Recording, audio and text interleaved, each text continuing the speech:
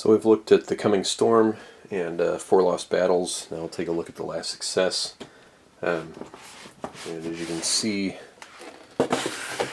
with these three titles, the style of the boxes is the same.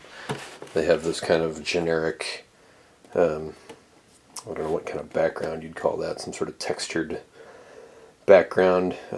They've got this, gold-colored font. Don't know what the name of this particular font is, but the style is the same. This sort of graded shading on each of the titles. Your subtitle script is all the same. They all have the same four-picture, quad breakdown. They all have the name of the title in French at the bottom. They all have the same OSG logo.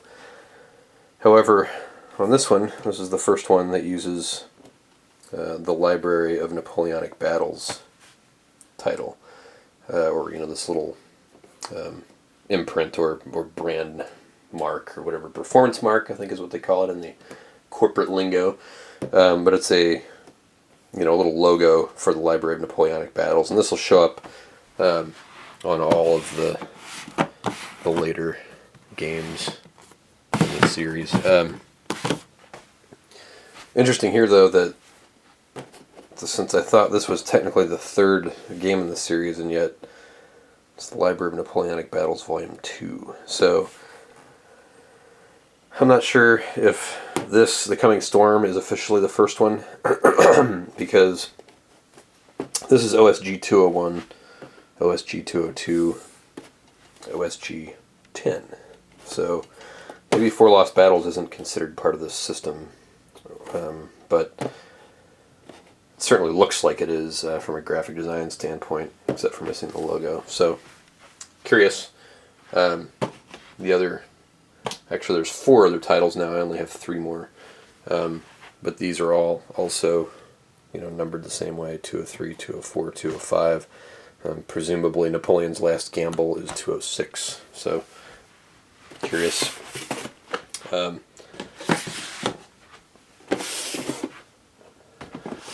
And so it's these first 3 titles that all look this way. It'll be the next title in the series that changes this look considerably. So again, we've got our cards. And it's interesting, kind of cool that the card backs are different every time in every game so far. They've used different artwork for the backs. Here it looks like you've got some guys, either line infantry or guard or something. And then for coalition, you've got an Austrian general, maybe. Who knows? Those are still in shrink. Our now familiar rules of play from the Library of Napoleonic Battles. This one actually looks like the same book that we had in The Coming Storm,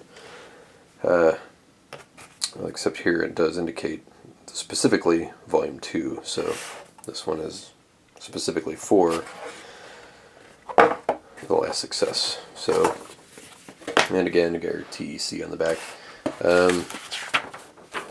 This is still at 26 pages, which I think was the same as the last one.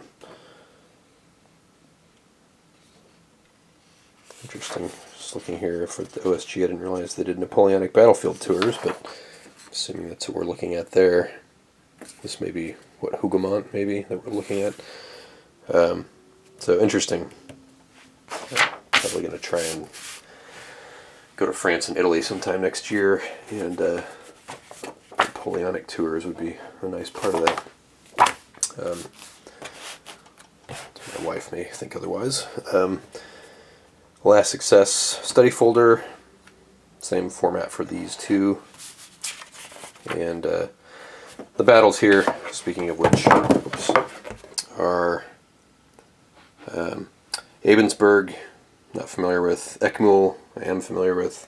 Aspern-Essling, familiar with. Wagram, familiar with. So that's really the only one that I'm not all that familiar with. And again here we've got more of this similar format for all the different battles.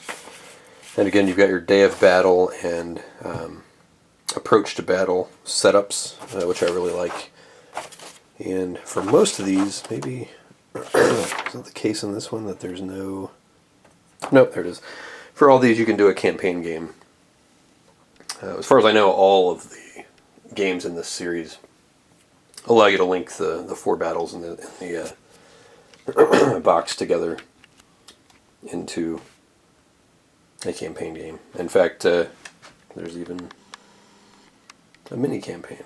So very nice that you've got those kinds of options for actually playing the whole sort of linked thing together. And then, of course, the typical great collection of historical notes. Maybe no design notes in this one, but you got the combat tables in the back there. Once again, you've got a little folder that's got the cards, card rules for the cards.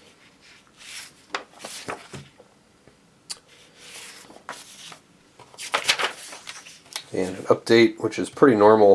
All these that I've seen have included some update to the rules, various updates or errata or FAQ or Q&A for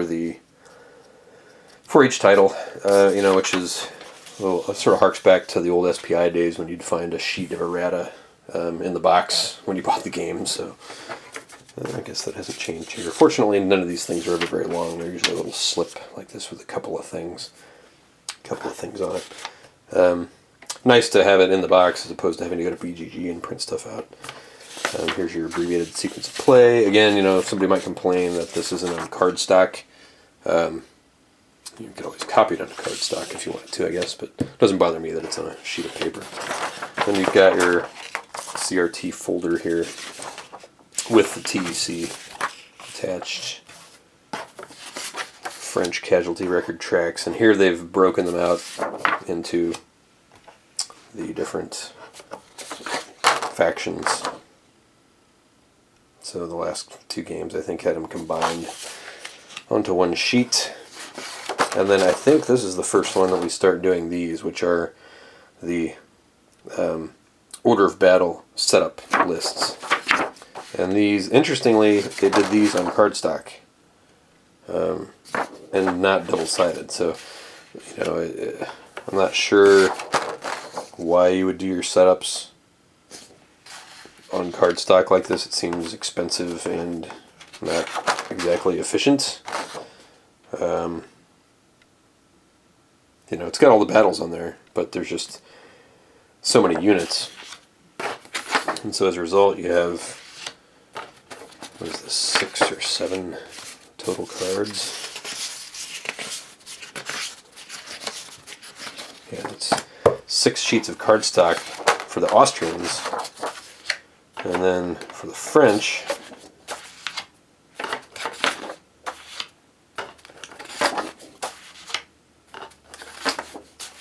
five for the French. So, 9 cardstock sheets. You'd think that you could have put the sequence of play on a sheet of cardstock, if you were going to do something as inefficient as put the OOB. Usually, most companies, I'm thinking like GMT, or particularly the gamers, would just take all these pages and create a whole new book out of it, and just have your scenario setups in a whole separate book, a third book. Got your weather tables, also in cardstock. Here's the cardstock CRT. You have the folder CRT and then the cardstock CRT, which interestingly, and this one does not have the CRT notes on the back of it. So in this case, you've got with your, usually you have CRT notes in the folder on the other side, and in the last game on the other side of the cardstock you have the CRT notes, but in this game you do not. It's an interesting little production inconsistency. victory worksheet. And then here's where we get into the individual battle turn record tracks, as opposed to combining them all into one turn record track. So this is another thing that increases the amount of cardstock you're using in a game. So I'm sure the prices probably went up a little on these with the inclusion of all of this cardstock for each of the different battles. And then here, the now familiar holding an eliminated units box. And the, as always, very attractive counters for the game. You've got all your French counters.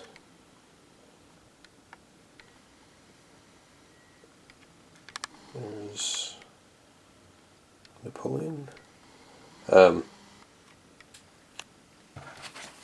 again, these are all consistent from game to game. No real change to the counter artwork. And then here's all of the Austrians, and classically represented by white counters in just about every Napoleonic game I've ever seen.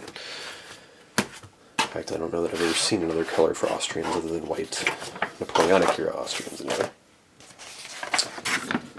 And then, interesting here, this is for Abensburg. And here we've got up in north to south, we've got a lengthwise map instead of a vertical map instead of a horizontal map. And this, compared to the last games, this is the first in the series where I believe the map art is Charlie Kibler. Yep. So we've moved from Joe Youst to Charlie Kibler, and he brings a little more of a detailed look at these. They're just a little more texture to the drawing, to the artwork on them. And again, the color on these now matches what we see over here. The coloring matches more what we see over here on the later La Patrie en Danger series, or not series, but game, where you have a sort of off-white or cream color map as opposed to the yellowed, more yellow-looking maps from Four Lost Battles in the Coming Storm. So here we've got this slightly off-white, cream color as sort of your base color for the map. And then compared to the Joe Youst versions, a little more texture, with the trees there. The towns look the same, little clusters of buildings, but there's more shading, more color grading on here. Just looks a little nicer, more textured looking map overall compared to the prior versions of the series. That's the map for Abensburg. And this is Eckmühl. Again, this is another one. It's a vertical map. It looks like you may be able to join these actually, because there's a border on the right but none on the left. So this may connect with something else. Interesting when you get like large cities on these maps. How artwork changes considerably. Usually you're dealing with small towns and so forth.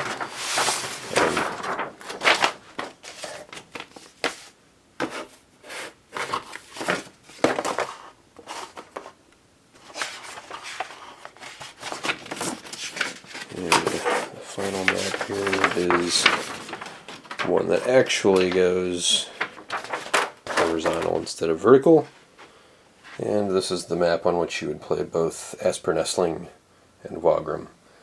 And a gorgeous rendering of the Danube here. It's like a serious river, not the little streams that you're usually seeing in a lot of these other games.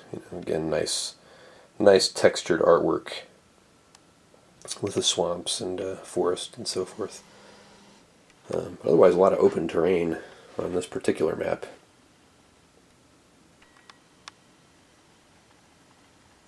So Nice artwork here. Only 3 maps it looks like total, but they're all fairly large, and 2 of them you're playing on the same map. So that is a look. And you get a lot of stuff in these boxes, especially now that they're doing the multiple cardstock setup charts. It's definitely a big step up in terms of what you're probably paying for in the box. So